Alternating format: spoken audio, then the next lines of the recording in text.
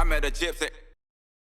Man, you've seen everything. You've done arena cross, you've gone to Costa Rica, you've had rides, you've had shit boxes, you've bought your own bikes, you've borrowed people's bikes. Like this whole, you know, it's kind of like what we were talking about before, you know, like you're a gangster dude. You've proved now that you can stick it out. You've proved you've been through these tough times. Like there's all of this extra character development that's gone on in your life as a result of you not being a part of the system.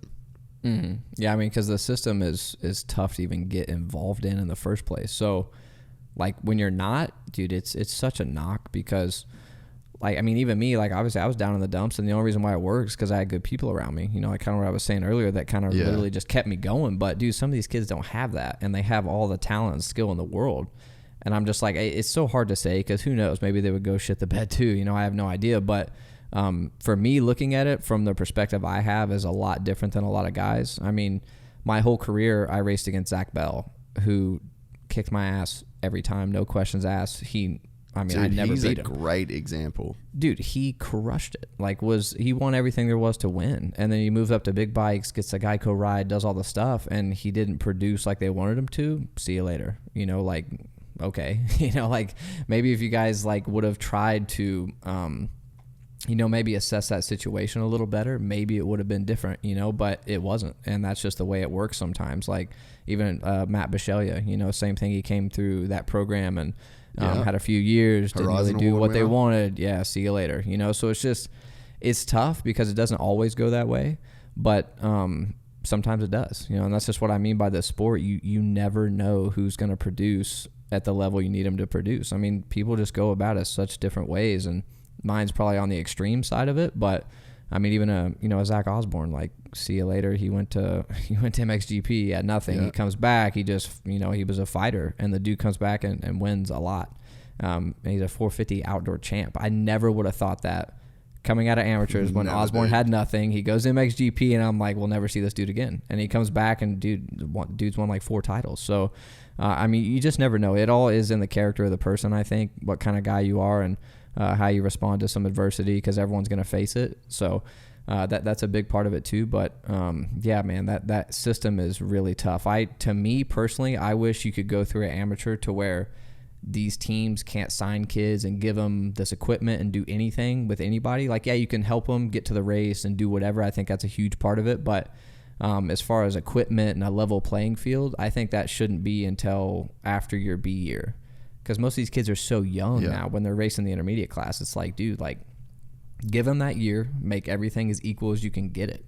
Like, even playing field. Let's see who's going to rise to the top, you know, and then you kind of see the true character of these kids, you know, like they're faced with some stuff, and then you can make your decision. Like, okay, we want to sign them to a 1-year pro deal, then take them to pros.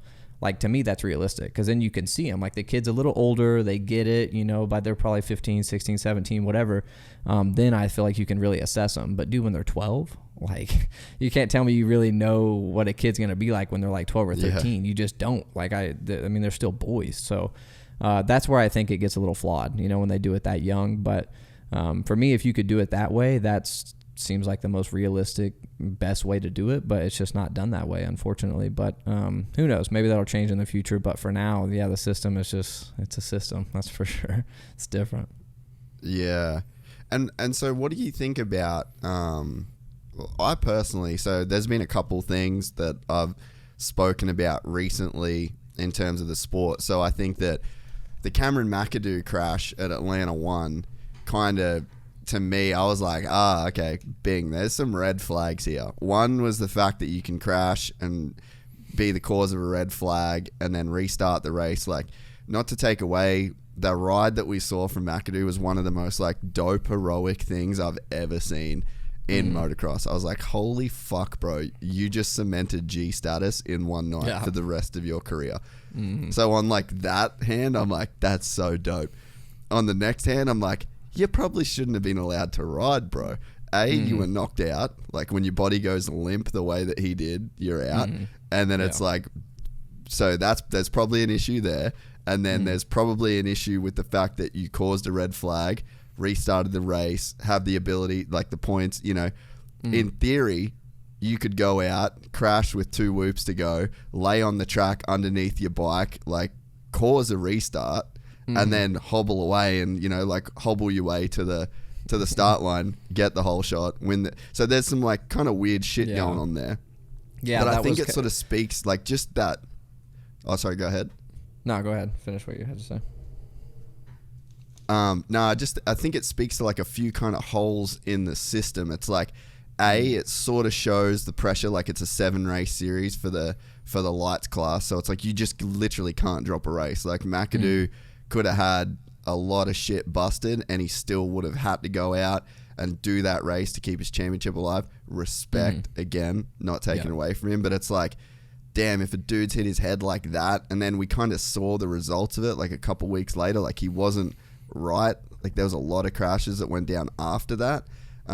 So to me, I'm like, okay, maybe we need to look at, and then, you know, the fact that there's like 4 of you dudes on the east, and then there's a few dudes on the west that kind of rise above, and then everyone else is kind of like a ways back. So it's like, do we need to just change this whole landscape where the lights class does every race and you've got the east and the west together, and then we go to some kind of like point system where you can like drop your worst result at the, you know, like before the last round they tally the points, but the worst result gets dropped. So like, let's say you go out and knock your head bad, and it's like, yeah, you could race, but it's not safe for you to do that. If you take another impact to the head, the second impact, you know, like there's some real health problems there.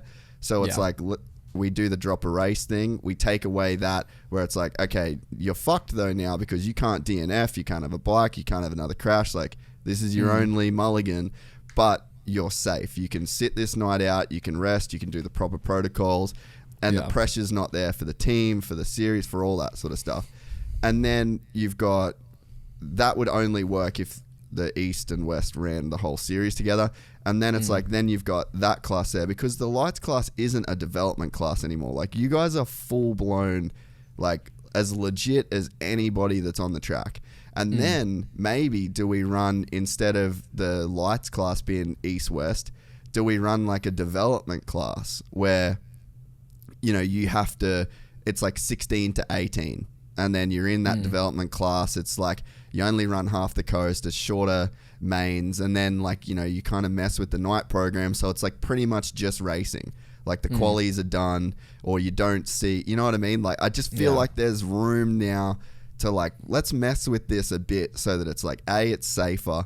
B, we're not having kids turn pro at 16 and then feel like this crazy pressure because it's a 7-round series. I mean, you can make all the arguments about like, well, that's fucking what we want to see, bro. We want to see the best, bro. Like, you know, you can kind of have that attitude.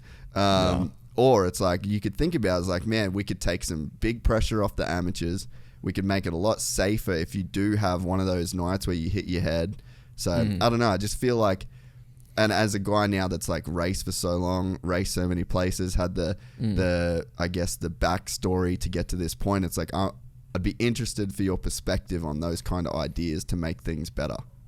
Yeah, I mean, I don't have the you know, the right answer, I think, to try to do it all, but I mean, from my perspective, seeing you know, even what we saw with Cameron, that was unfortunate just because it's like, you know, that dude's probably not right at the time. You know, like he's probably fumbling around. He's still trying to gather his shit. Like he doesn't even know where he's at probably. Like, you know, I don't know. Maybe he wasn't knocked out. To me, it looked like he definitely was a little limp for a second. But, you know, I don't know. I don't know what this situation was. But it is a lot of pressure when it's just a 7 to 9 race series.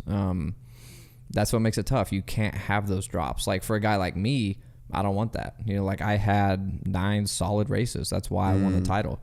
So for me, I look at it and I'm like, okay, consistency won. And, you know, sometimes maybe I wasn't the fastest, but a lot of times I was, you know, and I was able to win those races. So it's kind of a catch-22. Like you can look at it both ways. Like a lot of seasons I wish I would have had that mulligan, you know, where I could have dropped that race and just been like, man, I would have been way better off without that one, you know. So it really just depends on the spot you're at. But, you know, the lights being together and, you know, doing some stuff like that, it's, I don't know, man. Like it's definitely not like what you're saying. It's not a developmental class anymore. I feel like, you know, we're doing everything about as good as you can do it. And that stems just from these kids getting started at such a younger age with trainers and being around fast guys and, doing all that stuff and being able to see it firsthand. Like even a dude like Nate Thrasher, like dude came through, rode with us every day, like he did all the stuff and he went and won 2 races. You know what I mean? Like the dude's good. He's ready. Yeah. But, sometimes these kids aren't, when they're 16 or 17 and they need those years. Like for me, I needed to mature. I wasn't a man yet. I couldn't do shit on my own. So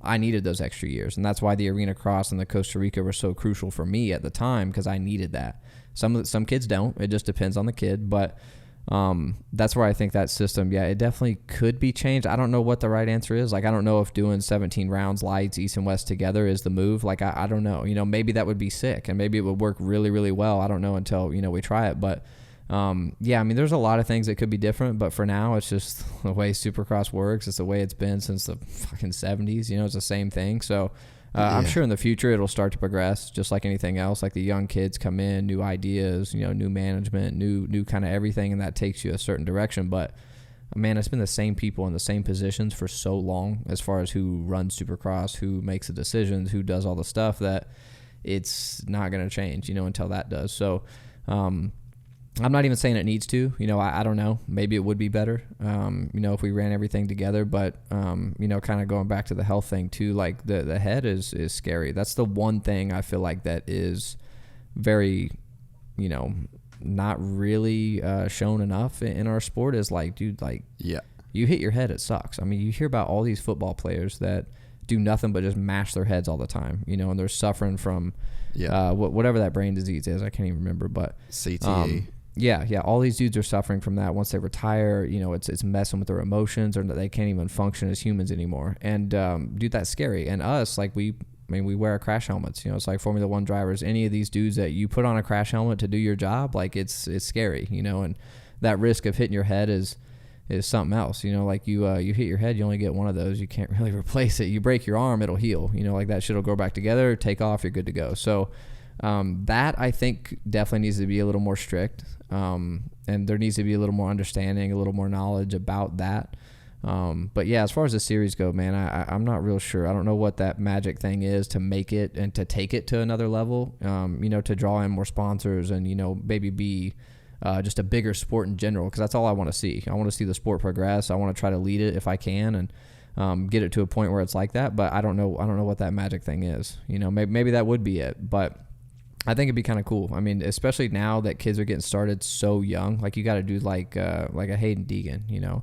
He's got a Supercross practice track in his backyard. Like, kid's gonna be prepared by the time he comes to race Supercross. Like, he will be ready for what he's about to face. And a lot of other kids don't have that. So it really just depends on the situation. But I don't think that's a bad idea, really. I don't know if it would work or not. But hell, might as well try and see if it does. If you enjoyed this content, please like and subscribe. And to listen to the full 3-hour podcast, search Gypsy Tales in your favorite podcast platform or click the link in the description below. Gypsy Gang.